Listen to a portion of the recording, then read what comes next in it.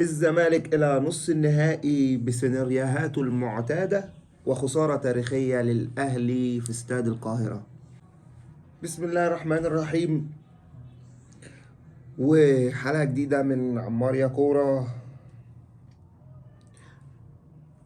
الزمالك إلى نصف النهائي للسيمي فاينال بسيناريوهاته المعتادة.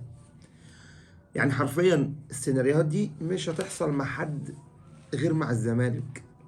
يعني هو الزمالك بس هو اللي هيحصل مع السيناريوهات دي. يعني طبعا صوتي، انا كنت في الاستاد، لسه راجع من الاستاد.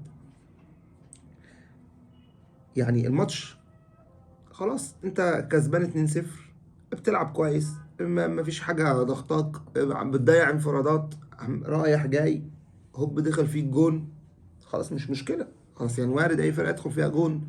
راجل شايط شوطه صعبه جدا دخلت في محمد صبحي، فخلاص محمد صبحي مسك في الكوره كانها بنت اخته، ما تفهمش، مش راضي يسيبها. يا عم محمد سيبها. قلت اللي جنبي والله هيطرد، مفيش، ما كملتش الكلمه لقيته ايه، راح مدي لاعب بتاع اوتوهو في وشه واداله انذار. قلت للي كان واقف جنبي، قلت له الكرة دي هي الحكم هيرجع للفار وهيطرد. فعلا تصرف غير مسؤول خالص. يعني مش لاعب كورة، مش حارس منتخب مصر، مش لاعب في نادي الزمالك يعمل الحركات دي. إيه؟ انت الكرة ماسكها في ايد، ماسكها ليه؟ هي الكرة دي بنتك لو سبتها هتهرب؟ مش هتهرب، ما انت اللي هتروح تسنتر في الاخر. هو مش هياخد الكرة يروح يسنتر. فطرد ملوش اي ستين لازمة، طرد كهرب الماتش، كلف الزمالك ان هو يلعب 10 دقايق او اكتر من 11 12 دقيقة مضغوط. وبرضه في الوقت ده بيبان معدن اللعيبة الابطال زي سيف الجزيري بصراحة. يعني انا اول مرة اشوف سيف هادي واخد انا هقف جون، او انا هقف مكان محمد صبحي. وبرغم ان سيف يعني جاله كورتين انفرادين قبل الكرة ديت وضيعها، ونتكلم عليها دلوقتي، ولكن يعني لازم نحييه طبعا ان هو كان شخص مسؤول ان هو يقف مكان محمد صبحي، وان هو كان هيتحمل برضه مسؤوليه، او مش هيتحمل مسؤوليه، بس ان هو كان عنده المسؤوليه ان هو يقف ويقول انا اللي هقف. بعد طبعا المؤتمر اللي قاله كابتن معتمد جمال ان هو اول ما قال مين يقف فسيف الجزيري قال انا. فبصراحه يعني يشكر، ومش هقدر اتكلم عليه بصراحه النهارده في حاجه، لان هو بصراحه عمل لقطه كويسه. طيب احنا من البدايه قلنا محمد صبحي لا. يعني حتى لو احنا بنعمل ايه، محمد صبحي مش هو اللي يقف يا جماعه. ماله المهدي سليمان؟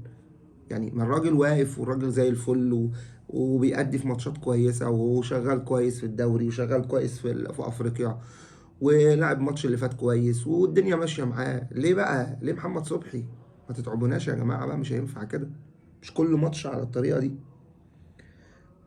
ده بالنسبه لاول حاجه لحته محمد صبحي اللي كهرب لنا الماتش على الفاضي. اللي لعب الست سبع العشر دقايق دول هم الجمهور. ومع الجمهور كان غير طبيعي. يعني تقريبا احنا الماتش كله خلاص، انت كسبان 2-0 وبتلعب ماتش نايم، بمعنى اصح الماتش نايم.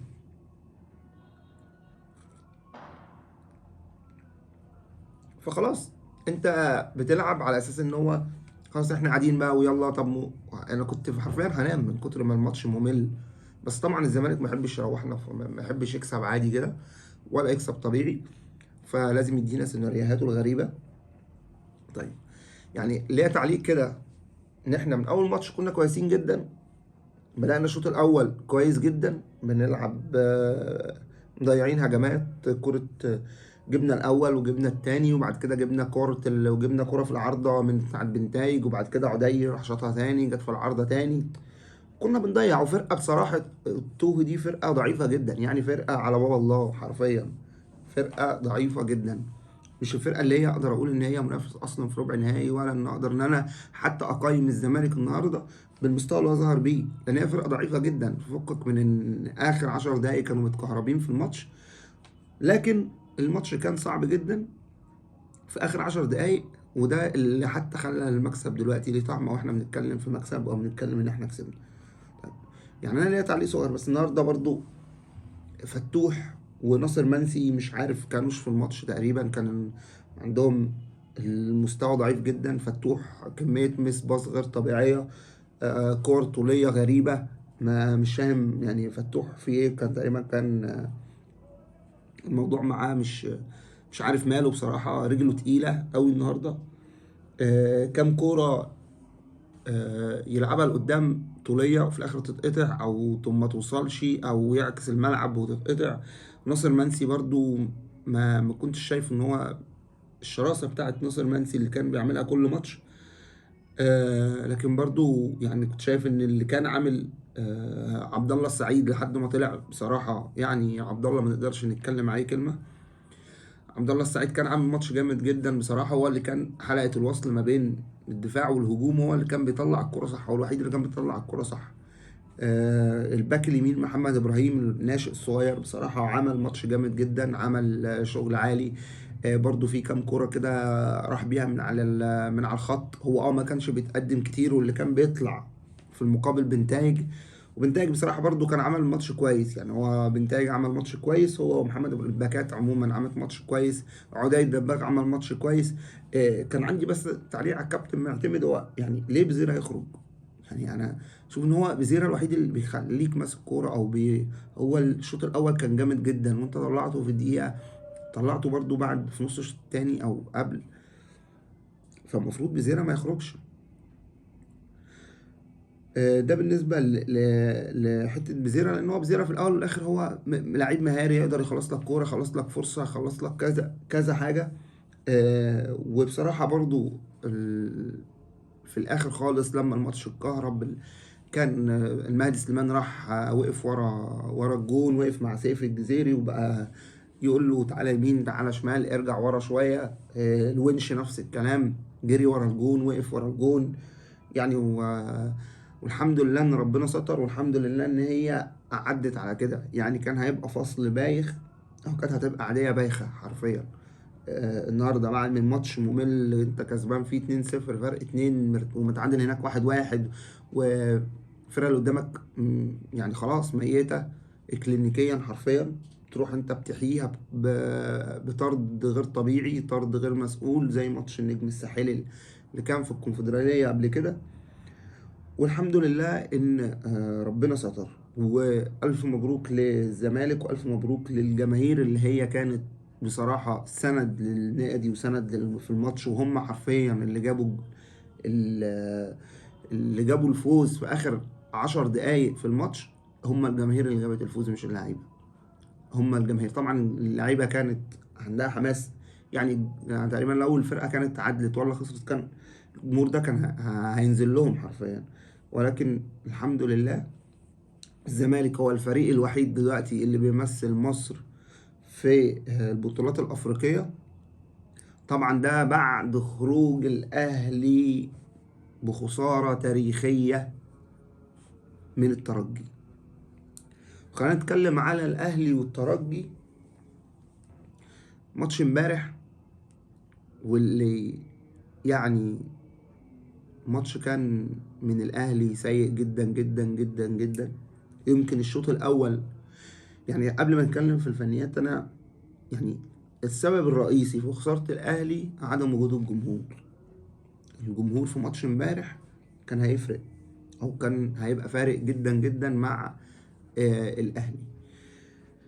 وده اللي كان بيه هيدي حافز للعيبة أصلا إن هي تكسب، أو إن هي تلعب، أو إن هي يعني اللعيبة ماتش ودي، أنت قاعد سامع اللعيب بيقول لزميله إيه. انا متفرج في التلفزيون، سامع صوت اللعيبه وهي بتتكلم بعض، صوت المدرب وهو بيزعق، صوت مش عارف ياسر ابراهيم ومصطفى الشوبير وهو بيقول للحكم لا وانت انت ظالم. قال له هستفاد ايه من ظلمك؟ قال له لا مش هستفاد حاجه. ده طبعا اللي فرق مع الاهلي ده اول عامل. تاني عامل طبعا اللعيبه يا باشا. الاهلي اللي بيلعبوا معاه دول بشوات، مش بشوات، مش عايزين يلعبوا كوره، هو بيلعبوا كوره كده خلاص بقى. كل واحد نجم عايز يبقى نجم اكتر من التاني. يعني انا يمكن ده رايي واللي انا بشوفه بيموت نفسه، حتى لو هو مش كويس او حتى هو بيبقى اناني شويه، وبصراحه تريزيجيه. ولكن البشوات الباقيين بقى احمد سيد زيزو، ديرجن وامام عاشور، آه، اللي راح السعوديه ولا رايح السعوديه، ولا آه، اللعيبه دي، ولا اشرف بن شرقي كابتن عبد الحليم حافظ. يعني ما خلاص اللعيبه دي شبعت. اللعيبه دي مش جايه، مش عايز تاخد منك حاجه، هي خدت منك فلوسك، خدت منك كل حاجه. ايه يعني؟ أنا ما شفتش لعيب امبارح بعد الماتش متاثر مثلا. يعني يمكن الشناوي اللي قاعد على الدكه هو كان متاثر اكتر من اللعيبه اللي في الملعب. فاللعيبه كانت عليها عامل اكتر من المدير الفني بالنسبه لي، طبعا مع الاداره، لان الاداره هي اللي جابت اللعيبه دي. اللي جابت اللعيبه دي هي جايبه اللعيبه دي كيدا في الزمالك مش اكتر. ما اروح اجيب امام عاشور عشان خاطر هو جاي الزمالك، عشان جاي من الزمالك. اروح اجيب زيزو عشان خاطر هو انا هجيبه من الزمالك. اروح اجيب احمد عيد عشان خاطر هو كان زملكاوي، لان انا ما شفتش بصراحه احمد عيد ده اصلا بيلعب كوره كويس. يعني انا عمري ما شفته حتى هو في الزمالك بيلعب كوره اصلا. هو واحد بيرمي الكرة يطلع يجري وراها، هو كده بقى باك. انت عندك محمد هاني راح تجيب لي، يعني المثل يقول لك ايه، مسفت من زفته الا 100 غمر. هو حرفيا محمد هاني واحمد عيد دول زفته و100 غمر بالظبط. ده بالنسبه للحته بتاعت محمد هاني واحمد عيد يعني اللعيبه عموما بتاعت الاهلي دلوقتي. يمكن احسن لعيب كان موجود امبارح، ولا ده من وجهه نظري، كان ديانج. اه الناس عماله تقول اتريق عليه، هو ده ديانج بتاع فالنسيا، ودانج فالنسيا ده مش عارف محل ايه في ايه، والمش عارف ده ايه في ايه. لا يا جماعه والله هو كان احسن لعيب امبارح من وجهة نظري برضو. آه من وجهة نظري ان هو احسن لعيب كان موجود في الماتش امبارح، بفرق كبير عن اللي حواليه. يعني حتى مروان عطية كان وحش، كل اللعيبه، ياسر ابراهيم كان وحش، عادل رياض كان وحش، الباك اليمين محمد هاني وحش، حتى بالعمري وحش. هم لعبوا شوط اول شويه وهوب يشوط كور من في النص من بعيد، يلا. بشير بن سعيد الحارس بتاع الترجي بقى جامد، وهو اللي هنا وهو اللي هناك، كورتين ضاعوا خلاص كده انت الماتش راح منك. بس فده مش طبيعي، مش طبيعي يعني ان احنا ان الاهلي يخسر من الترجي رايح جاي. ده ما حصلتش في التاريخ يعني، على ما اتذكر يعني. والاهلي يخرج من افريقيا كده. الاهلي خرج من افريقيا، خرج من الكاس، وخرج من كاس العاصمة، وكده فاضلوش غير الدوري. طبعا هيموت عليه عشان ياخد الدوري طبعا، وربنا يستر بقى ما يكونش فيه اي حاجة من اللي بتحصل عشان نراضي الاهلي كالعادة يعني. ولكن يعني لو احنا بنتكلم على الإدارة، فالإدارة هي الغلطانة، لان هي ما فكرتش في الفريق، وفكرت في اللعيبه اللي تجيب شو جماهيري مش اكتر، مش تلعب معاه كوره في الملعب. ده زيزو عمل لك ايه طول الماتش؟ بقاله 6 شهور ولا بقاله سنه ولا بقاله قد ايه؟ عمل لك ايه؟ جه قال لك انا جاي الاهلي علشان اكسب افريقيا، اهو طلع من افريقيا. جه قال لك انا رايح عشان احقق بطولات، خرج من كل البطولات. الكوره عمرها ما كانت فلوس. اللعيب اللي بيأدي في الملعب مش عشان بياخد فلوس، اللعيب لازم يموت نفسه في الملعب، لازم يأدي بطريقة تكون جدية، عشان اقدر ان انا العب، عشان اقدر ان انا حتى يعني احلل الفلوس اللي انا باخدها. الناس دي ما عندهاش كابتن طبعا. يستروب المدير الفني برضو ما تفهمش يعني. جه في الدقيقة 85 راح منزل كامش. ايه يا عم؟ هو كامش ده عمل حاجة بقاله 6 سنين؟ ده ما بيلعب يعني ما بيلعب بقاله قد ايه؟ من اول الموسم، من اول الشوط، من اول الدوري، ولا من يناير، ومطلعه بره القايمة بقاله 4 ماتشات وما عملش حاجة. هو اللي هينزل يكسبني قدام الترجي؟ وبعدين برضو يعني ما ده بالنسبة لحتة الاهلي يعني نزل. طب وكوكا نازل يعمل ايه والله؟ يعني كمان انا شايف كوكا ما ينزل و... هم دول هينزلوا يكسبوا الاهلي؟ مفيش. الاهلي مفيش. والناس زعلانه عشان الراجل اللي قال ايه ده، دي فرقه ملط. يعني ما طبيعي. ما هو الراجل شايف، الراجل بيلعب، الراجل في الملعب. يعني الراجل يمكن ادرى مننا. يعني الراجل كان خسران وقال لك انتوا فرقه وحشه، ما بالك بقى لو هو الراجل ده كان كسبان كان عمل ايه؟ يعني هو الراجل ده كان خسران وطلع قال للناس انتوا فرقه وحشه او فرقه ملط بمعنى اصح زي ما قال. ف فلا ده مش ده مش الاهلي، وده مش المفروض يكون عليه الاهلي. لان دايما طبعا انتوا عارفين طبعا انا كواحد في نص النهائي في افريقيا متصدر او ومتصدر دوري وبعمل حرفيا معجزات، والاهلي خرج بره، والمصري خرج بره، وبيراميدز خرج بره، وتقريبا الثلاث فرق اللي احنا بنتكلم عليهم صارفين قد الزمالك 3 4 مرات. وبرغم من كده الزمالك حاليا متفوق على الثلاث فرق دول. واخر تعليق ليا بس على القائمه بتاعت كابتن حسام حسن للمنتخب. والله الناس انا عندي سؤال، واحمد نبيل كوكا راح المنتخب يعمل ايه؟ راح يقعد على دكه المنتخب؟ يعني هو احسن واحد بيقعد على الدكه؟ ما حاجه غريبه برضو. يعني احمد نبيل كوكا راح المنتخب ليه؟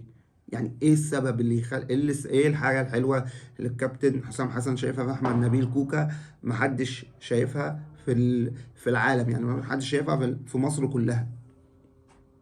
حاجه غريبه جدا يعني. ازاي يعني ازاي؟ يعني اروح اخد احمد نبيل كوكا وبرضه ياسر ابراهيم وبرضه رامي ربيعه واروح اخسر؟ ده انا كنت متعادل مع انجولا ومتعادل مع ايه يا عم؟ مش طبيعيه، قايمه مش طبيعيه. واروح اطلع القايمه قبل ماتش الزمالك. احس ان هو شغل مش ناس محترفه حرفيا. قايمه طالعه تراضي ناس، وقايمه تعمل تراضي ناس. برضو عندي مشكله، ازاي انا ما عندي يا جماعه؟ مش حاجه اسمها اخد 2 حراس من نادي واحد. يعني اخد مصطفى شوبير والشناوي ليه؟ يعني اخد الاساسي والاحتياطي برضو. الاحتياطي ده عشان احسن احتياطي باخده، يعني يقعد احتياطي برضو عشان ما يتكلمش. وعلى انا باخده احتياطي عشان يعمل ايه؟ يعني انا دلوقتي شوبير الاحتياطي ولا الشناوي الاحتياطي؟